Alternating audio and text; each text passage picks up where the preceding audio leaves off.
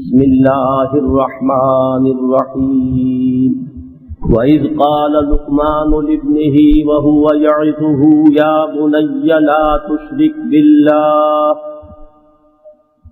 إِنَّ الشِّرْكَ لَظُلْمٌ عَظِيمٌ صدق اللہ العظیم رب اشرح لی صدری ویسر لی امری واحلل عقدۃ من لسانی یفقهوا قولی اللہم ربنا الہمنا رشدنا واعصمنا من شرور انفسنا اللہم ارنا الحق حقا وارزقنا اتباعہ وارنا الباطل باطلا وارزقنا اجتنابہ آمین یا رب العالمین۔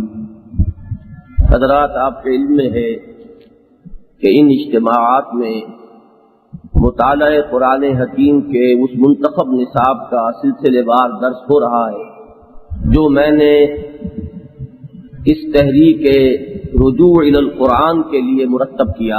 اس کے 3 ابتدائی درس ہو چکے ہیں۔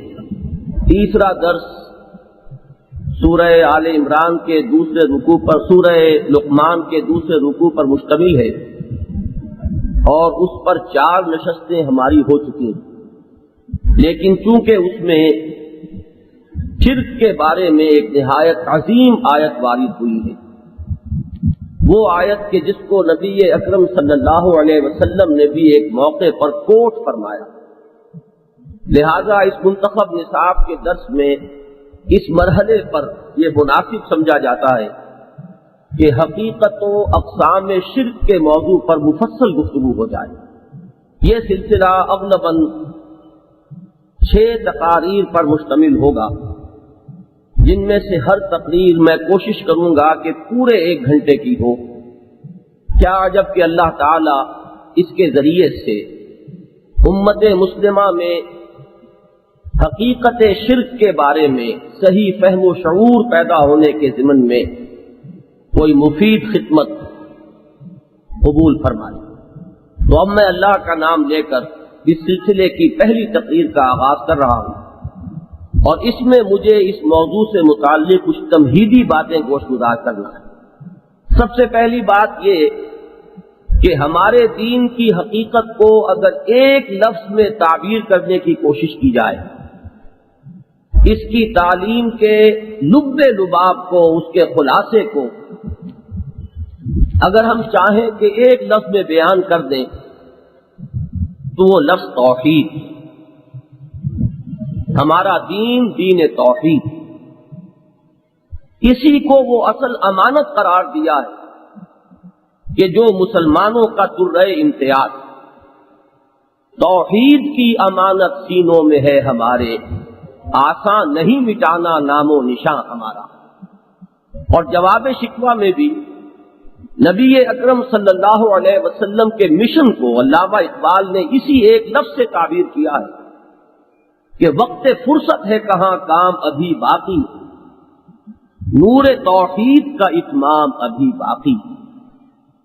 تو ہمارا دین اصل میں دین توحید، توحید کی ضد ہے شرک، وہ چاہے سنویت کی شکل میں ہو، تثلیث کی شکل میں ہو، یا کثرت آلہہ کی صورت میں ہو، ان سب کو ہم ایک ہی لفظ سے تعبیر کرتے ہیں اور وہ شرک۔ اب جب ہمارا دین دین توحید ہے تو اس کا یہ لازمی نتیجہ نکلتا ہے کہ اس دین میں سب سے بڑا جرم اور سب سے بڑا گناہ جو ناقابل عفو ہے وہ شرک۔ چنانچہ یہ وہ بات ہے جو سورہ نساء میں 2 مرتبہ بعین ہی انہی الفاظ میں وارد ہوئی، ان اللہ لا یغفر ان یشرک بہ ویغفر ما دون ذلک لمن یشاء۔ اللہ تعالیٰ اسے تو ہرگز معاف نہیں کرے گا کہ اس کے ساتھ شرک کیا جائے، البتہ اس سے کم تر گناہ جس کو چاہے گا بخش دے۔ اگرچہ اس آیت کو بھی دوسرے گناہوں کے ضمن میں کوئی فری لائسنس نہیں سمجھ لینا چاہیے، اللہ تعالیٰ کا کوئی پختہ وعدہ نہیں ہے، کوئی یقین دہانی نہیں ہے کہ وہ بخش دے گا، لمن یشاء، جس کے لیے چاہے گا بخش دے۔ لہذا یہ نہ سمجھا جائے کہ یہ کھلی چھٹی مل گئی ہے ہمیں کہ شرک کے سوا جس گناہ میں چاہے ہم ملوث ہو جائیں۔ تاہم یہ ضرور ہے کہ امید دلائی گئی ہے کہ شرک کی معافی کی تو کوئی صورت نہیں ہے، البتہ اس سے کم تر گناہ اللہ تعالیٰ جس کو چاہے گا معاف فرمائے۔ معلوم ہوا کہ سب سے بڑا گناہ، سب سے بڑا جرم جو ناقابل عفو ہے ہمارے دین میں، وہ شرک۔ اسی حقیقت کو یوں بھی سمجھیے کہ ادرو قرآن سب سے بڑا ظلم جو ہے وہ شرک ہے۔ بلکہ اچھی طرح جان لیجئے کہ قرآن مجید میں جہاں بھی لفظ ظلم آتا ہے، اگر سیاق و سباق سے کوئی اور معنی معین نہ ہو رہے ہیں تو وہاں ظلم کے معنی شرک، ظالمین کے معنی مشرکین۔ چنانچہ جس آیت کے ضمن میں ہم یہ گفتگو کر رہے ہیں، اس میں یہ حقیقت بیان ہوئی کہ ان الشرک لظلم عظیم۔ واقعہ یہ ہے کہ شرک بہت بڑا ظلم۔ ظلم عربی زبان میں کہتے ہیں وضع الشیء فی غیر محلہ۔ عدل اور انصاف یہ ہے کہ ہر چیز کو اس کے مقام پر رکھا جائے۔ ظلم یہ ہے کہ کسی شے کو اس کے اصل مقام سے ہٹا کر کہیں اور رکھ دیا جائے۔ اب شرک میں دو میں سے ایک صورت ہوتی، یا تو مخلوقات میں سے کسی کو اٹھا کر اللہ کے برابر بٹھایا جاتا ہے، یہ بھی وضع الشیء فی غیر محلہ ہی ہو گیا، یا اللہ کو گرا کر مخلوقات کی صف میں لایا جاتا ہے، یہ بھی وضع الشیء فی غیر محلہ ہی ہے۔ تو معلوم ہوا کہ ظلم کا سب سے بڑا مصداق جو ہے وہ شرک۔ چنانچہ ایک اہم واقعہ تھا کہ جس میں حضور نے اس آیت کو کوٹ کیا، جیسا کہ میں نے ابتدا میں عرض کیا، اور وہ واقعہ یہ ہے کہ جب سورہ انعام کی وہ آیت نازل ہوئی کہ ای الفریقین احق بالامن ان کنتم تعلمون، اگر تم جانتے ہو تو ذرا بتاؤ کہ دونوں گروہوں میں سے امن اور سکون اور اطمینان اور چین کا زیادہ حقدار کون ہے؟ ایک گروہ مشرکین ہے، ایک موحدین ہے، ایک صرف ایک اللہ کے ماننے والے، اور ایک وہ جو اس کے ساتھ اور بھی بہت سے معبودوں کو ماننے والے۔ ان میں سے حقیقی ذہنی سکون اور حقیقی قلبی اطمینان کا مستحق کون؟ یہ سوال کر کے، کوشچن پوز کر کے قرآن مجید اپنے ایک عام اسلوب کے مطابق خود جواب دیتا ہے۔ الذین آمنوا ولم یلبسوا ایمانہم بظلم اولئک لہم الامن وہم مہتدون۔ وہ لوگ کہ جو ایمان لائیں اور اپنے ایمان کو کسی ظلم سے ملوث نہ کریں، ظلم کا کوئی شائبہ پیدا نہ ہونے دیں، وہ ہے کہ جن کے لیے امن ہے، سکون ہے، اطمینان ہے اور چین ہے، اور وہی ہے ہدایت پانے والے، اور وہی ہے منزل مراد تک جا پہنچنے۔ اس پر صحابہ کرام میں تشویش پیدا ہوئی کہ اگر اللہ تعالیٰ کے یہ وعدے مشروط ہیں کہ ایمان کے ساتھ ظلم کی قطعاً آمیزش نہ ہو، تو ایسا کون شخص ہوگا جو کسی نہ کسی درجے میں دوسروں پر یا اپنے اوپر ظلم نہ کرتا؟ انہوں نے اپنی اس تشویش کو ظاہر کیا نبی اکرم صلی اللہ علیہ وسلم کے سامنے کہ حضور ایسا شخص کون ہوگا جو ظلم سے بالکل بری ہے؟ آپ غور کیجئے کہ اگر آپ نے ایک لمحہ ضائع کیا، یہ بھی ظلم کیا آپ نے اوپر، تو ظلم سے بالکل بری ہونا، ظلم سے بالکل پاک ہو جانا کس فرد بشر کے لیے ممکن؟ اس پر حضور نے تسلی دی کہ اس آیہ مبارکہ میں ظلم سے مراد شرک ہے، اور سورہ لقمان کی اسی آیت کو کوٹ کیا کہ تم نے یہ آیت نہیں پڑھی، وَإِذْ قَالَ لُقْمَانُ لِابْنِهِ وَهُوَ يَعِظُهُ يَا بُنَيَّ لَا تُشْرِكْ بِاللَّهِ إِنَّ الشِّرْكَ لَظُلْمٌ عَظِيمٌ۔ تو معنی یہ ہوئے کہ وہ لوگ جو ایمان لائیں اس شان کے ساتھ کہ شرک کی کوئی آمیزش نہ رہے، وہ ہے کہ جو امن کے مستحق ہوں گے، اور وہی ہے کہ جو ہدایت پر ہے، اور وہی ہے کہ جو اپنی آخری منزل مراد تک پہنچ سکے۔ عمر صاحب کے سامنے رکھ رہا ہوں جب ہمارا دین دین توحید ہے تو اس تصویر کا دوسرا رخ یہ ہوا کہ یہاں سب سے بڑا جرم شرک ہے، ناقابل معافی، سب سے بڑا ظلم شرک ہے۔ اب اس کے برعکس دیکھیے، قرآن مجید میں متعدد مقامات پر حضرت ابراہیم علی نبینا علیہ الصلوۃ والسلام کا ذکر آتا ہے، ان کی جلالت قدر، ان کا جو مقام اور مرتبہ ہے اس کا آپ کو اندازہ ہے کہ تین نسبتیں ہیں اور تینوں نہایت بلند۔ اللہ کے ساتھ نسبت یہ ہے کہ خلیل اللہ ہے، یہ خلت الہی کا جو مقام ہے، اچھی طرح نوٹ کر لیجئے، اس کی عظمت شاید اس وقت ظاہر ہوگی جب میں یہ حقیقت آپ کے سامنے رکھوں کہ ہمارے نبی کریم صلی اللہ علیہ وسلم نے یہ فرمایا کہ میرا خلیل صرف اللہ، کوئی فرد نوع بشر حتیٰ کہ ابو بکر صدیق بھی خلت محمدی کے مقام پر فائز نہیں۔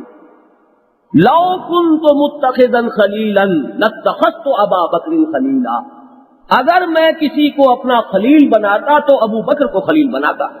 یہ بناتا ہے، اصل یہ جو رشتہ ہے خلیل ہونے کا، یہ محمد الرسول اللہ صلی اللہ علیہ وسلم کا صرف اپنے رب کے ساتھ وہ رشتہ ہے کہ جس کی قرآن مجید اتنے اہتمام کے ساتھ وضاحت کر رہا ہے کہ وہ تعلق ہے حضرت ابراہیم کا اپنے رب سے، واتخذ اللہ ابراہیم خلیلا۔ دوسری نسبت رسولوں اور نبیوں کے ساتھ تو آپ ابو الانبیاء ہیں، سینکڑوں نبی آپ کی نسل میں ہو، کیسے کیسے جلیل القدر پیغمبر، موسیٰ بھی اور عیسیٰ بھی۔ عیسیٰ اگرچہ بن باپ کے پیدا ہوئے لیکن ان کی والدہ تو حضرت ابراہیم علیہ السلام کی نسل ہی سے، محمد الرسول اللہ صلی اللہ علیہ وسلم، یہ تو ہے اولو العزم من الرسل میں سے، باقی سینکڑوں نبی ہے کہ جو آپ کی نسل میں، تو ابو الانبیاء، اور پوری نوع انسانی کے لیے امام الناس۔ وَإِذِ ابْتَلَىٰ إِبْرَاهِيمَ رَبُّهُ بِكَلِمَاتٍ فَأَتَمَّهُنَّ قَالَ إِنِّي جَاعِلُكَ لِلنَّاسِ إِمَامًا۔ اس جلالت قدر کے ساتھ آپ دیکھیں گے کہ قرآن مجید میں جہاں کہیں حضرت ابراہیم علیہ السلام کا ذکر آیا، ان کو جو آخری سند دی جاتی ہے وہ یہ ہے کہ وَمَا كَانَ مِنَ الْمُشْرِكِينَ۔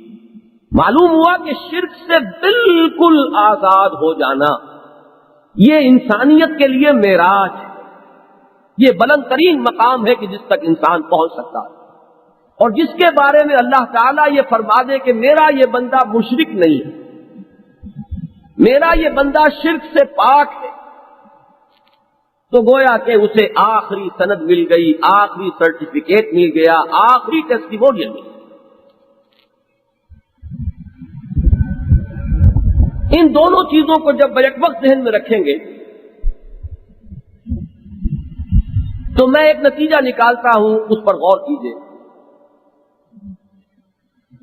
یعنی یہ دو باتیں کہ ایک طرف تو ہمارے دین میں سب سے بڑا جرم، سب سے بڑا گناہ، سب سے بڑا ظلم جو ناقابل عفو ہے وہ شرک، سب سے بڑی سند، سب سے بڑا سرٹیفکیٹ، سب سے بڑا ٹیسٹیمونیل، سب سے اونچا مقام یہ ہے کہ انسان شرک سے بالکل پاک۔ ان دونوں کو جمع کیجئے تو ایک بات سامنے آئے گی۔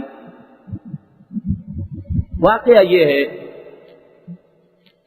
کہ گمراہی اور ضلالت اور کجروی،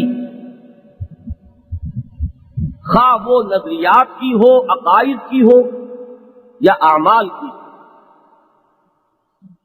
اگر تجزیہ کیا جائے گا تو معلوم ہوگا کہ اس کے ڈانڈے کہیں نہ کہیں شرک سے ملتے، اور خیر اور خوبی اور بھلائی اور نیکی، صحت فکر، صحت عقیدہ، صحت عمل، اس کے جتنے بھی شعبے ہیں وہ لازماً فروع ہیں، کورولریز ہیں، لازمی نتائج ہیں توحید کے۔ یہ اس طریقے سے ہماگیر تصور ہے کہ شرک کی اقسام کو، اس کی برانچز کو، اس کی فروع کو اگر آپ دیکھیں گے تو معلوم ہوگا کہ یہ وہ شجرہ خبیثہ ہے کہ ہر بدی اور ہر گناہ اور ہر جرم اور ہر نظریہ یا خیال کی گمراہی جو ہے وہ اسی کی کسی نہ کسی شاخ کی حیثیت رکھتی ہے، اور ہر خیر اور ہر نیکی اور ہر بلائی وہ خیال کی ہو، نظریے کی ہو یا عمل کی ہو، اس کا تعلق جو ہے اس شجرہ طیبہ سے ہے جس کے لیے تمثیل قرآن مجید میں آئی ہے کہ اصلھا ثابت و فرعھا فی السماء، اور وہ ہے شجرہ توحید۔ اس شرک کی ہماگیری کا ایک تصور قرآن مجید میں سورہ یوسف کے آخری آیات میں آیا، وَمَا يُؤْمِنُ أَكْثَرُهُم بِاللَّهِ إِلَّا وَهُم مُشْرِكُونَ۔ انسانوں کی اکثریت کا حال یہ ہے کہ وہ اللہ کو مانتے ہیں مگر کسی نہ کسی نوع کے شرک کے ساتھ۔ یہ بات جان لیجئے کہ اللہ تعالیٰ کا انکار تو تاریخ انسانی میں آپ کو شاذ ہی کہیں ملے گا، کہیں کہیں اس قسم کے لوگ کہ جن کی مت بالکل ماری گئی ہو وہ آپ کو مل جائیں گے۔ آج کے دور میں بظاہر ایسے محسوس ہوتا ہے کہ خدا کے انکار جو ہے وہ بہت عروج پر ہے، واقعہ یہ نہیں ہے۔ خدا کو وہ بھی مانتے ہیں لیکن در حقیقت انہوں نے مادے کو خدا کے مقام پر لے جا کر بٹھا دیا، انکار نہیں ہے۔ ایک حقیقت کبریٰ کو ماننے پر سب مجبور،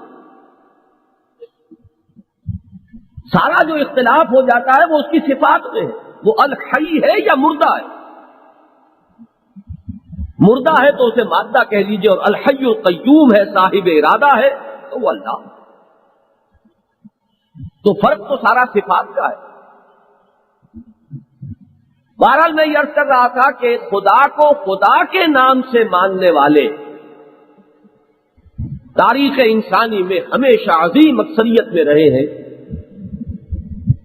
خدا کا صاف انکار کرنے والے شاذ رہے ہیں، خدا کو کچھ اور ناموں کے تحت ماننے والوں کی تعداد شاید کچھ اور مل جائے، لیکن جو سب سے بڑی گمراہی ہمیشہ رہی ہے وہ یہ ہے کہ ایک خدا کو ماننے کے ساتھ ساتھ کچھ اور خداؤں کو مانا گیا، ان کو تسلیم کیا گیا، کسی نوع کے شرک کی آمیزش کر لی گئی اس ایمان کے ساتھ۔ یہ ہے اصل گمراہی، یہ ہے وہ چیز کہ جو پوری تاریخ انسانی میں ہمیں پھیلی ہوئی اور چھائی ہوئی۔ اس کا ایک نتیجہ دیکھیے، اگرچہ مجھے یہ یقین ہے، میں اپنے حقیقی جو قلبی احساسات ہیں وہ آپ کے سامنے رکھ رہا ہوں کہ مسلمان کا خمیر جس مٹی سے اٹھا وہ جان بوجھ کر کبھی شرک نہیں کر سکتا، ناممکن۔ اس میں اگر شرک آتا ہے تو غیر محسوس طریقے سے آتا ہے، مغالطے کے باعث آتا ہے، وہ اس کو شرک سمجھ کر شرک نہیں کرتا، اس میں جہالت ہو سکتی ہے، ناسمجھی ہو سکتی ہے۔ اس کی ایک شکل یہ بھی ہوتی ہے کہ ہر دور میں یہ مرض ایک نئی صورت اختیار کر کے سامنے آتا ہے، اس کو پہچاننے میں کوتاہی رہ جاتی ہے، جب تک کہ یہ صلاحیت پیدا نہ ہو جائے کہ بہر رنگے کے خواہی جامہ میں پوش من انداز قدر رامی شناسا، کہ خواہ تم کسی بھی رنگ کا لبادہ اوڑھ کر آ جاؤ، میں تمہیں تمہارے قد سے پہچان لوں۔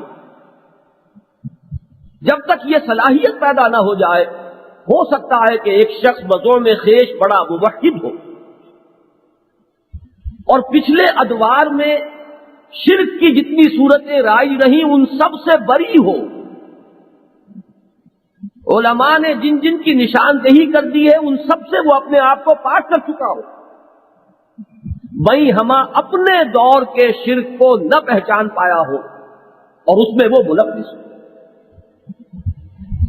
اس پر گفتگو تو بعد میں ہوگی، لیکن میں مثال کے طور پر علامہ اقبال کی وہ نظم پیش کر رہا ہوں، وطنیت،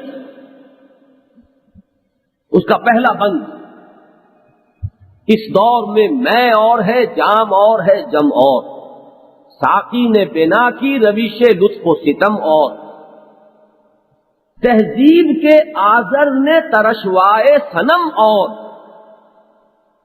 مسلم نے بھی تعمیر کیا اپنا حرم اور، ان تازہ خداؤں میں بڑا سب سے وطن ہے، جو پیرہن اس کا ہے وہ مذہب کا کفن۔ اب غور کیجئے، کتنا پیارا مصرع ہے، تہذیب کے آزر نے ترشوائے صنم اور، آج سے 4,500 برس کا آزر پتھر کی مورتیاں تراشتا تھا، آج کا آزر کچھ خیالی تصورات کے بت بنائے ہوئے۔ زمانے کی بات ہے، اس وقت انسان زمین سے زیادہ 5-6 فٹ چھلانگ لگا سکتا ہوگا، آج چاند تک پہنچا ہوا ہے۔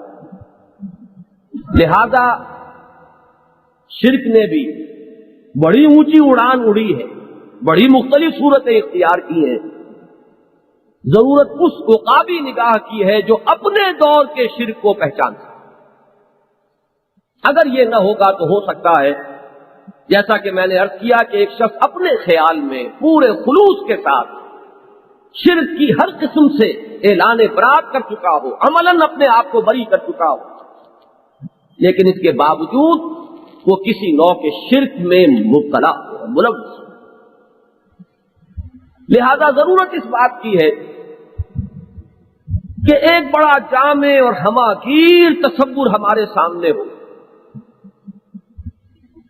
اور نہ صرف یہ کہ ہم تمام اقسام شرک کا احاطہ کر لیں اپنے ذہن اور فہم میں، بلکہ ہمارے اندر وہ اجتہادی صلاحیت پیدا ہو جائے کہ شرک جو اور نیا لبادہ اوڑھے اور جو اور نئی شکل اختیار کرے اسے بھی ہم پہچان سکیں۔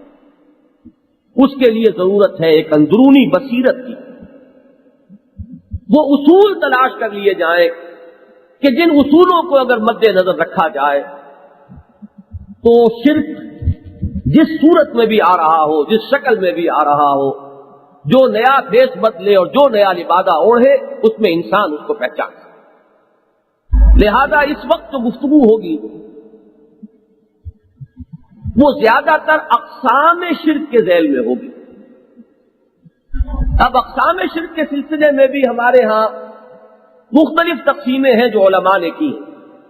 مثلا ایک تقسیم یہ ہے کہ ایک شرک جلی ہے، ایک شرک خفی ہے۔ ایک تو نمایاں شرک ہے، کھلم کھلا شرک ہے، مثلا ایک شخص بت کو سجدہ کر رہا ہے، اور ایک خفی شرک ہے کہ جس کا تجزیہ کر کے پتہ چلتا ہے کہ شرک ہو گیا، وہ نظر نہیں آتا، جس کی مثال جو ہے وہ یہ ہے کہ ایک شخص نماز پڑھ رہا ہے اور یہ حضور کا فرمان ہے، لیکن جب وہ یہ دیکھتا ہے کہ کوئی مجھے دیکھ رہا ہے تو وہ اپنی نماز لمبی کر دیتا ہے، سجدہ طویل کر دیا۔ حضور نے فرمایا یہ شرک۔ اب بظاہر تو وہی نماز وہ پڑھ رہا ہے، وہی قیام ہے، وہی رکوع ہے، وہی سجود ہے، وہی سورہ فاتحہ اس نے پڑھی ہے، وہی سبحان ربی الاعلیٰ، سبحان ربی العظیم، کوئی اضافہ نہیں، سوائے اس کے کہ ذرا وقفہ جو ہے وہ بڑھ گیا ہے۔ اگر پہلے 10 سیکنڈ کا سجدہ ہو رہا تھا تو اب 15 سیکنڈ کا ہو گیا، لیکن تجزیہ کیجئے تو معلوم ہوگا کہ اس ایک سجدے کے 2 مسجود ہو گئے۔ 10 سیکنڈ کا سجدہ تو اللہ کے لیے تھا، لیکن بقیہ 5 سیکنڈ کا سجدہ جو ہے وہ اس شخص کے لیے ہے جسے وہ دکھا رہا ہے۔ اس ایک سجدے کے 2 مسجود ہو گئے، اور یہی شرک ہے۔ تو ایک ہے شرک جلی اور ایک ہے شرک خفی۔ ایک اور تقسیم اس اعتبار سے کی گئی ہے کہ ایک ہے شرک عقیدے کا اور ایک ہے شرک عمل۔ ایک شخص مانتا ہے معبودوں کو نام لے کر، ایک شخص وہ ہے کہ جو کسی معبود کو نام لے کر تو نہیں مان رہا، لیکن اگر تجزیہ کیا جائے تو معلوم ہوتا ہے کہ اس کے عمل میں شرک ہے۔ مثلا نفس پرستی شرک ہے کہ ایک طرف حکم ہے اللہ کا اور ایک طرف خواہش ہے اپنے نفس کی. ہم کتنے ہی مواقع پر اللہ کے حکم کو پس پش ڈال کر اپنے نفس کی خواہش کو مقدم کرتے ہیں. اس وقت ہمارا اصل معبود کون ہے؟ ہمارا نفس. ارأیت من اتخذ الہہ ہواہ، اے نبی کیا آپ نے غور کیا اس شخص کے حال پر جس نے اپنی خواہش نفس کو اپنا معبود بنا لیا؟ یہاں نوٹ کیجئے کہ لفظ الہ استعمال ہوا ہے تاکہ کوئی مغالطہ نہ رہے. جو ہمارے کلمہ طیبہ اور کلمہ شہادت کا لفظ ہے لا الہ الا اللہ. ارأیت من اتخذ الہہ ہواہ افانت تکون علیہ وکیلا، کیا آپ نے غور کیا اس شخص کے حال پر جس نے اپنی خواہش نفس کو اپنا معبود بنا لیا؟ تو کیا آپ ایسے شخص کی ذمہ داری لیں گے؟ معلوم ہوا کہ عمل میں شرک ہو رہا ہے، عقیدے میں شرک نہیں. اس شخص نے کبھی بھی اپنے نفس کو معبود مانا نہیں، بلکہ آپ اس سے کہیں گے تو وہ آپ کا سر پھوڑ دے گا، لیکن عمل میں اس کے شرک موجود ہے. اسی ذیل میں آئے گی حضور کی وہ حدیث کہ تعس عبد الدینار و عبد الدرہم، ہلاک ہو جائے درہم و دینار کا بندہ. وہاں لفظ عبد لایا گیا، عبادت. یا ایھا الناس اعبدوا ربکم الذی خلقکم. روپے اور پیسے کی پوجا کس نوعیت سے ہوتی ہے؟ روپے کو کسی نے معبود نہیں مانا لیکن اس کی بندگی کر رہا، اس کا نام خواہ عبد الرحمن ہو اور عبداللہ ہو، اصل میں وہ عبد الدینار ہے اور عبد الدرہم. اب آپ غور کیجئے کہ ہم میں سے کتنے ہوں گے جو ان دونوں چیزوں کے اندر ملوث نہ ہو. اگر کوئی 70% اللہ کے احکام مان رہا ہے تو 30% میں کوتاہی ہے. اب یہ کوتاہی آپ صرف ایک منفی قدر اس کو نہ سمجھیے کمی ہے کوتاہی ہے، نہیں، وہاں مثبت طور پر آپ کسی اور کی بندگی کر رہے ہیں. نفس کی بندگی ہو رہی ہے، پیسے کی بندگی ہو رہی ہے، شہرت کی پوجا ہو رہی ہے، اقتدار کی پوجا ہو رہی ہے. تو معلوم ہوا کہ ہماری زندگیوں میں یہ دونوں عبادتیں، دونوں پرستشیں، دونوں پوجائیں ساتھ ساتھ چل رہی ہیں. یہ شرک نہیں تو اور کیا ہے؟ یعنی وہ آیا مبارکہ جو میں بار بار سنایا کرتا ہوں، افتؤمنون ببعض الکتاب وتکفرون ببعض فما جزاء من يفعل ذلك منكم الا خزي في الحیاۃ الدنیا ویوم القیامۃ یردون الی اشد العذاب وما اللہ بغافل عما تعملون. تو کیا تم ہماری کتاب اور شریعت کے ایک حصے کو مانتے اور ایک کو نہیں مانتے؟ تو تم میں سے جو کوئی یہ جرم کرے گا اس کی سزا اس کے سوا اور کچھ نہیں ہے کہ اسے دنیا میں ذلیل و خوار کر دیا جائے اور آخرت میں اسے شدید ترین عذاب میں جھونک دیا جائے. اب یہ شدید ترین عذاب کے الفاظ جو اشد العذاب، اس پر غور کیجئے تو بات سمجھ میں آ جائے گی کہ یہ شرک ہے، یہ وہ جرم ہے کہ جس کے بارے میں اللہ نے فرما دیا کہ اس کی بخشش کا کوئی سوال نہیں. تو دو تقسیمیں میں نے آپ کے سامنے رکھی، شرک جلی، شرک خفی، شرک عقیدہ اور شرک عملی. امام ابن تیمیہ رحمۃ اللہ علیہ کا بڑا اونچا مقام ہے ان مباحث میں. ان کی اصطلاحات بھی آپ کو سنا دوں. شرک فی المعرفہ، اللہ کی پہچان میں شرک ہو گیا. اور شرک فی الطلب، ہمارے اس منتخب نصاب میں بحث آئے گی تفصیل کے ساتھ سورہ حج کے آخری رکوع کے ضمن میں. ضعف الطالب والمطلوب، ہر انسان کی زندگی کا آپ تجزیہ کریں گے تو آپ کو ملے گا کہ وہ کسی مقصود اور مطلوب کو معین کر کے دوڑ رہا ہے. مقصود اور مطلوب کے درجے میں توحید کا تقاضا یہ ہے کہ سوائے اللہ کے اور کوئی نہ ہو. یہ لا الہ الا اللہ جو ہے اس اعتبار سے اس کا مفہوم ہے لا مقصود الا اللہ، لا مطلوب الا اللہ، لا محبوب الا اللہ۔ اگر مقصود اور مطلوب اور محبوب ہونے کے اعتبار سے کوئی اور اللہ کے برابر ہو گیا تو یہی تو شرک ہے۔ بتوں سے تجھ کو امیدیں، خدا سے نو امیدی، مجھے بتا تو صحیح اور کافری کیا ہے۔ تو یہاں ان دو اصطلاحات میں جمع کیا ہے امام ابن تیمیہ رحمۃ اللہ علیہ نے شرک کی بحث کو کہ شرک فی المعرفہ، اللہ کے پہچان میں کوئی کمی ہوئی، اس کی ذات و صفات کے ضمن میں کہیں کسی کو لا کر اس کا ساجی ہم پلہ بنا دیا گیا، یہ معرفت خداوندی میں شرک ہے۔ اور جو شرک فی العمل ہے اس کو گویا کہ انہوں نے دوسرا نام دیا شرک فی الطلب، کہ اگر مطلوب و مقصود اور محبوب حقیقی ہونے کے اعتبار سے کوئی شے، کوئی شخص، کوئی ہستی، کوئی ادارہ اگر اللہ کے ہم پلہ ہو جاتی ہے، دل کے سنگھاسن پر اگر وہ اللہ کے برابر آ کر بیٹھ گئی ہے تو جان لیجئے کہ یہ شرک فی الطلب۔ ایک تیسری تقسیم جو میرے نزدیک سب سے زیادہ کمپریہنسو ہے،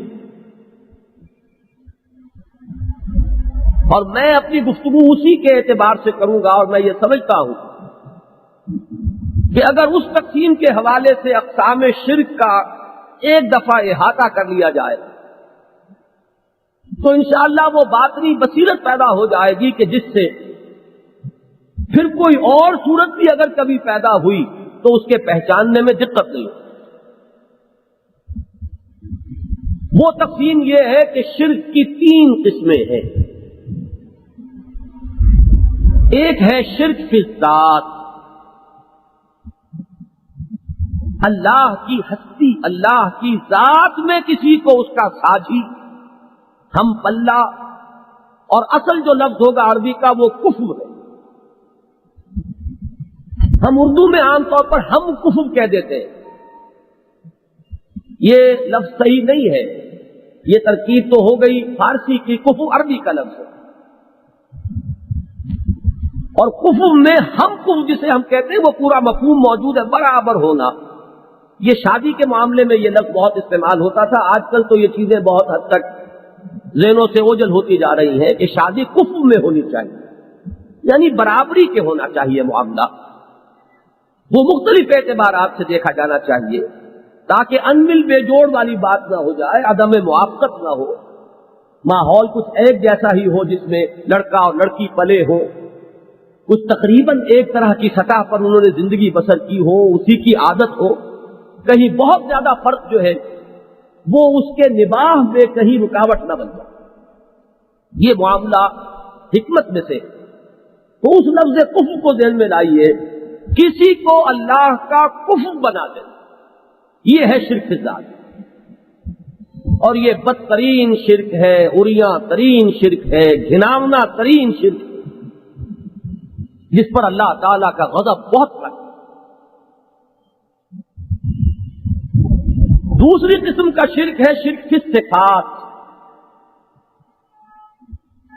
اللہ تعالی کی صفات میں کسی کو اس کے برابر کر دینا، مد مقابل بنا دینا، ساجھی قرار دے دینا، مثل بنا دینا، وہ جو آپ علماء کرام کی تقاریر میں سنتے ہوں گے، لا مثل لہ ولا مثال لہ ولا مثیل لہ ولا ضد لہ ولا ند لہ، یہ تمام الفاظ جو ہے یہ اسی اعتبار سے کہ شرک کے ہر شائبے کی نفی ہو جائے، ہر نوعیت کا انکار ہو جائے، نہ کوئی اس کا کفر ہے، نہ کوئی اس کا مثل ہے، نہ کوئی اس کی مثال ہے، نہ کوئی اس کا ہم رتبہ ہے، نہ کوئی اس کا ہم پلہ ہے، نہ کوئی اس کا مد مقابل ہے، نہ کوئی اس کا ساجھی ہے۔ تو صفات میں برابر کر دینا کسی بھی پہلو سے یہ شرک کے صفات ہوگا۔ اور میں پیشگی طور پر یہ عرض کر دوں کہ یہ بڑا لطیف سا معاملہ ہے، اس میں ایک علمی مسئلہ انوالو ہے، چند ایسی لطیف باتیں ہیں کہ اگر مد نظر نہ رہیں تو بڑی آسانی سے انسان کا قدم جو ہے وہ توحید کی شاہراہ سے ہٹ کر شرک کے کسی راستے پر پڑ سکتا ہے۔ اس میں مغالطہ بے شعوری طور پر، بلکہ میں آپ سے کہوں گا کہ خلوص کے ساتھ بھی ہوتا ہے۔ ہوشدار کے رہبر دم تیغ قدم والا معاملہ جو ہے وہ اس نوع کے شرک ہے۔ جیسے کہ وہ کہا جاتا ہے پل صراط کے بارے میں کہ وہ بال سے زیادہ باریک اور تلوار کی دھار سے زیادہ تیز ہے، ایسا ہی معاملہ شرک فی صفات کا ہے۔ اس کے چند جو اہم اور موٹے جو مسائل ہیں ان پر جب گفتگو ہوگی تو یہ حقیقت واضح ہو جائے گی، اور انشاءاللہ بہت سے عقدے جو ہمارے ہاں عقائد کے ضمن میں پڑے ہوئے ہیں اور جس کی وجہ سے بڑی کھینچ تان ہے اور بڑی کشمکش ہے اور رسا کشی ہے، آپ کو الجبرا کے فارمولوں کی طرح کی وہ بات جو ہے ہاتھ میں آ جائے گی کہ جس کے بعد وہ تمام عقدے حل ہوتے ہیں۔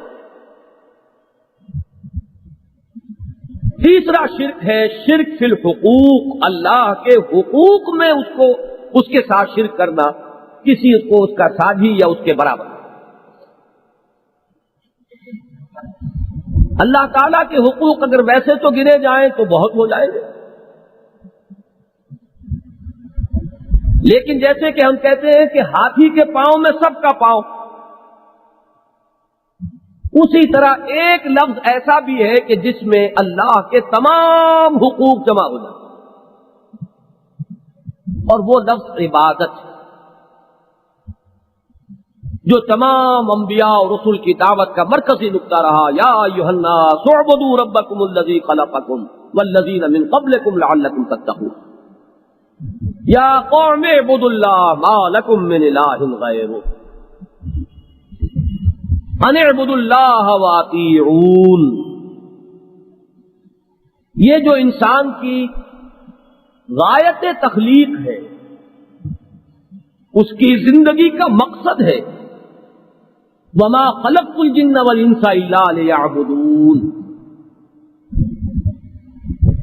اس عبادت میں شرک، اللہ تعالی کے تمام حقوق آ گئے اس لفظ عبادت میں، تو شرک فی الحقوق کو آپ کہہ سکتے ہیں شرک فی العبادت۔ البتہ پھر اس عبادت کے 5 رخ ہیں جن کے بارے میں گفتگو ہوگی تو معلوم ہو جائے گا کہ شرک فی العبادت کی یہ صورتیں۔ اس طریقے سے انشاءاللہ جب ہم اقسام شرک کو اس تقسیم سے سمجھ لیں گے ایک مرتبہ، تو مجھے امید ہے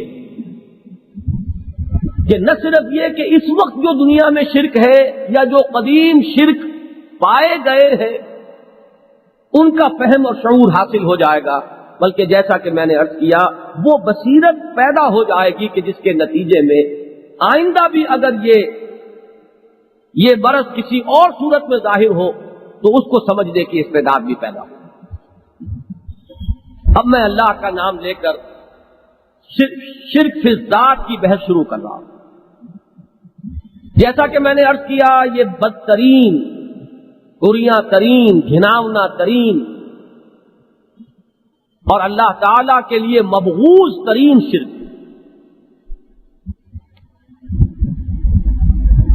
اس شرک کی 2 صورتیں دنیا میں رائج رہی ہیں۔ ایک کو آپ کہہ سکتے ہیں مذہبی نوعیت کا شرک، اور ایک کو آپ کہہ سکتے ہیں فلسفیانہ نوعیت کا شرک۔ بلکہ صحیح تر تعبیر یہ ہوگی کہ پہلا شرک وہ ہے جو ان قوموں میں پیدا ہوا کہ جو اپنے آپ کو رسولوں سے منسوب کرتی ہیں اور جو آسمانی ہدایت پر یقین رکھتی ہیں، اور دوسرا وہ ہے کہ جو ان قوموں میں پیدا ہوا کہ جن کے مذاہب کی اصل حقیقت فلسفیانہ ہے، کچھ حکماء اور فلاسفہ کے فکر اور ان کی سوچ پر ان کے مذہب کی بنیاد پائے۔ اب پہلی نوعیت کو لیجئے،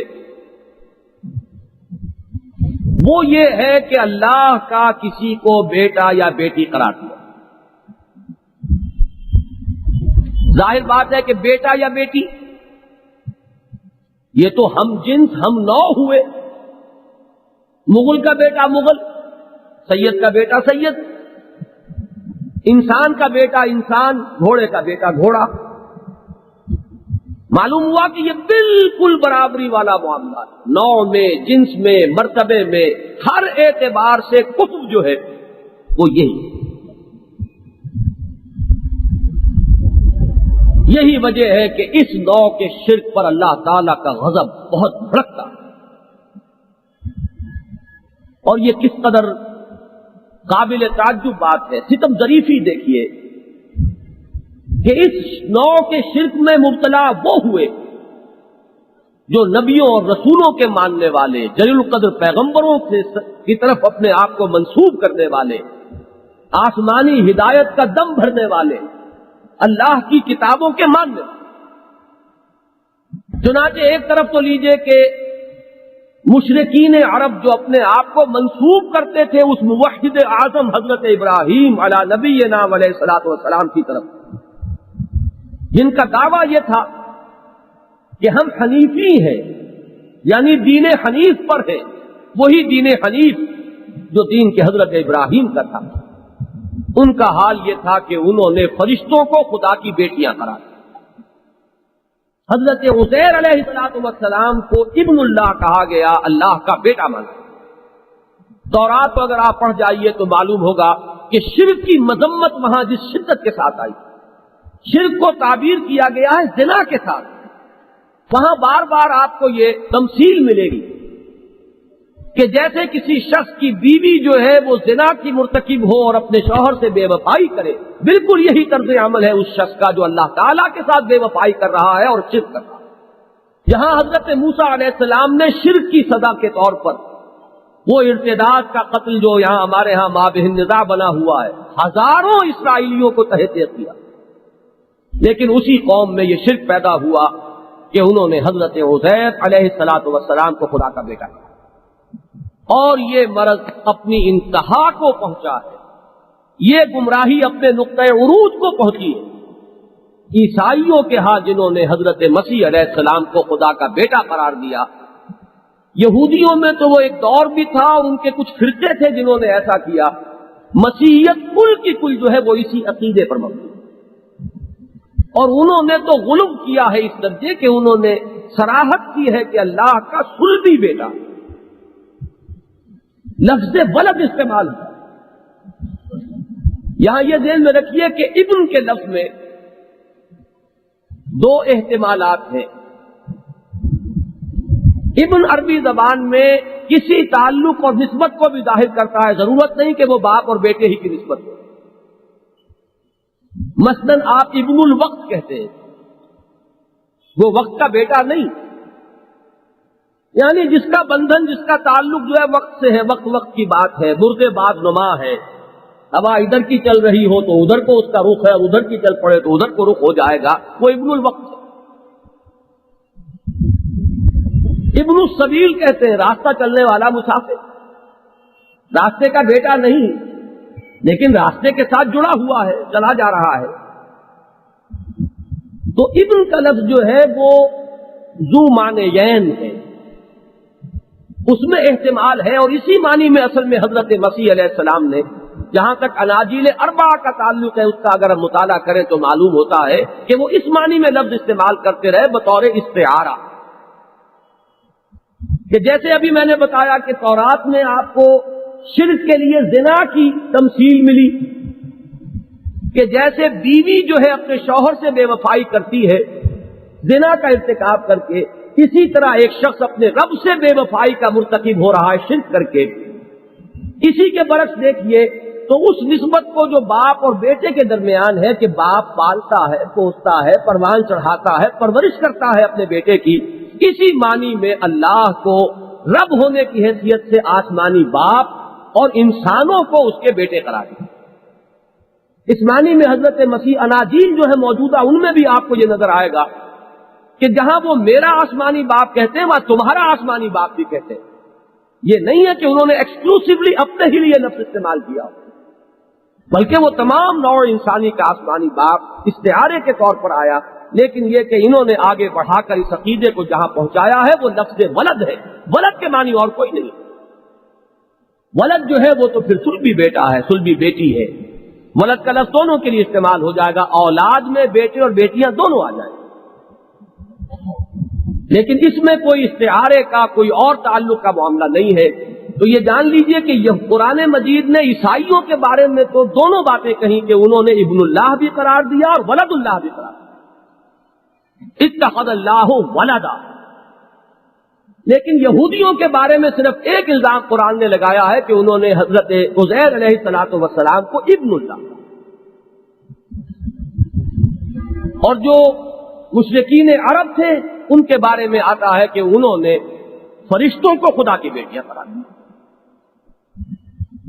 اب آپ دیکھیے سورہ اخلاص جو توحید کے موضوع پر جامع ترین سورت ہے،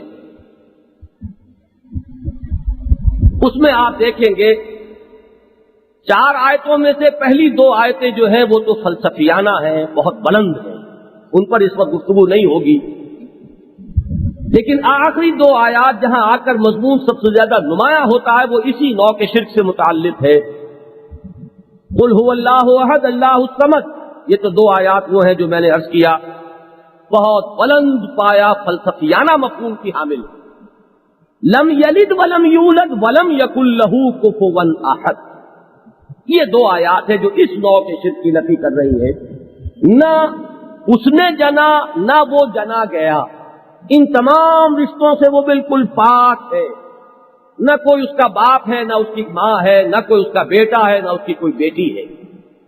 اور پھر جو اس کا مفہوم بیان کیا گیا، جو نتیجہ نکالا گیا، وَلَمْ يَكُنْ لَهُ كُفُوًا أَحَدٌ، اس کا کفو کوئی نہیں، اس کا برابر کا کوئی نہیں ہے، اس کا ہم پلہ کوئی نہیں ہے، اس کا ہم جنس کوئی نہیں ہے، اس کی نوع کا کوئی نہیں ہے۔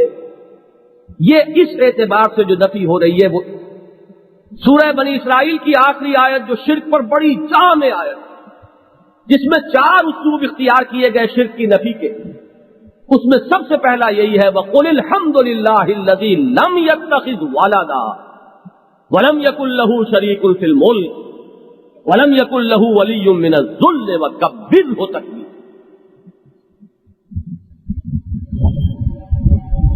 سورہ بنی اسرائیل کے فوراً بعد شروع ہوتی ہے سورہ کہف، دونوں یہ صورتیں جڑواں بھی ہیں، اور حکمت قرآنی کے سب سے بڑے خزانے، اور قرآن مجید کے بالکل وسط میں ہیں بھی بالکل برابر، ایک کی آیات 111 اور ایک کی 110، اس کے رکوع بھی 12 اور اس کے رکوع بھی 12۔ سورہ کہف کے پہلے رکوع میں ذکر ہو رہا ہے وَيُنذِرَ الَّذِينَ قَالُوا اتَّخَذَ اللَّهُ وَلَدًا مَا لَهُم بِهِ مِنْ عِلْمٍ وَلَا لِآبَائِهِمْ كَبُرَتْ كَلِمَةً تَخْرُجُ مِنْ أَفْوَاهِهِمْ إِنْ يَقُولُونَ إِلَّا كَذِبًا۔ یہ قرآن اس لیے نازل کیا اپنے بندے پر صلی اللہ علیہ وسلم کہ وہ تنبیہ کر دیں، متنبہ فرما دیں، وارن کر دیں ان کو جنہوں نے یہ کہا کہ اللہ نے کسی کو بیٹا بنایا۔ ان کے پاس اس ضمن میں کوئی علم نہیں ہے، وہ جو کچھ اپنی زبان سے نکال رہے ہیں وہ جھوٹ ہے۔ یہ جو انداز ہے اللہ کے غیظ اور غضب کا، یہ اپنے پورے نقطۂ عروج کو پہنچ جاتا ہے اگلی صورت میں، وہ سورہ مریم، اس کے آخری رکوع میں یہ مضمون جو ہے اللہ کا غضب اس نوع کے شرک پر جس طرح بھڑکتا وہ اپنی انتہا کو پہنچا ہوا ہے۔ وَقَالُوا اتَّخَذَ الرَّحْمَٰنُ وَلَدًا لَقَدْ جِئْتُمْ شَيْئًا إِدًّا تَكَادُ السَّمَاوَاتُ يَتَفَطَّرْنَ مِنْهُ وَتَنشَقُّ الْأَرْضُ وَتَخِرُّ الْجِبَالُ هَدًّا أَن دَعَوْا لِلرَّحْمَٰنِ وَلَدًا وَمَا يَنبَغِي لِلرَّحْمَٰنِ أَن يَتَّخِذَ وَلَدًا۔ ذرا یہاں کا زور، ذرا سا بھی جو عبارت کے تیور کو پہچانتے ہو، لہجے کے فرق کو جانتے ہو، وہ سمجھ سکتے ہیں کہ یہاں اللہ کا غضب کس طرح بڑھتا ہے۔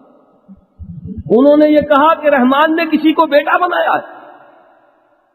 تم ایک بڑی بھاری بات کر رہے ہو، تم بڑی جسارت کا معاملہ کر رہے ہو، بڑی ڈھٹائی کا معاملہ کر رہے ہو۔ یہ اس درجے کی جسارت اور ڈھٹائی ہے کہ آسمان پھٹ پڑنے کو ہے، زمین شق ہونے کو ہے، اور پہاڑ ایک دھماکے کے ساتھ گر پڑنے کو ہے کہ انہوں نے رحمان کے لیے بیٹا قرار دیا، حالانکہ رحمان کے تو یہ شایان شان ہی نہیں ہے کہ وہ کسی کو بیٹا بنائے۔ یہ جو آخری ٹکڑا ہے یہ بہت قابل غور ہے. شایان شان نہ ہونے کی وجہ کیا ہے؟ بڑی سادہ سی بات ہے، لیکن پیش پا افتادہ حقائق جو ہوتے ہیں وہ بسا اوقات نگاہوں سے اوجھل ہو جاتے ہیں. یہ اولاد کی ضرورت اصل میں ہوتی ہے اس لیے کہ کوئی ہستی خود فانی. اگر آپ کا بقا جو ہے وہ انشورڈ ہو، آپ کو رہنا ہی رہنا ہے ہمیشہ، آپ کسی اولاد کی ضرورت نہیں. یہ بقائے نو اور بقائے نسل کے لیے اولاد ہے. جو فانی ہے وہ یہ محسوس کرتا ہے کہ میری اولاد کی شکل میں میری ہستی کا ایک تسلسل برقرار رہے گا.